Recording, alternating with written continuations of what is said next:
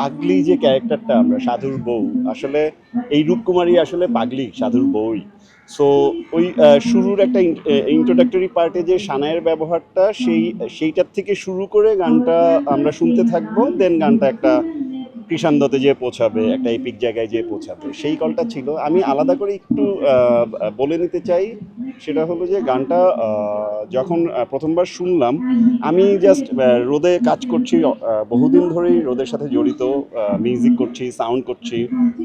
So যখন গানটার music নিয়ে আলাপটা হচ্ছিল, আমার স্টুডিওতেই আলাপটা হচ্ছিল, তো এটা কিভাবে করা হবে, তখন রাজু ভাই, আমি কৃতজ্ঞ, রাজু ভাই আমার নামটা তখন সুমনকে একদম প্রস্তাব করলেন যে আচ্ছা ঠিক আছে, শোয়েব যেহেতু পুরোটাতেই এত ওতপ্রোতভাবে জড়িত, তাহলে শোয়েবই আসলে মিউজিক্যালি সব থেকে ভালো ডিকোড করতে পারবে, ওই জায়গাটায় আছে। আমার জন্য এটা আসলে এই রাজু ভাই আর একটা কথাও বলেছেন, আমি নাকি হাউমাউ করে খুশি হয়ে উঠলাম।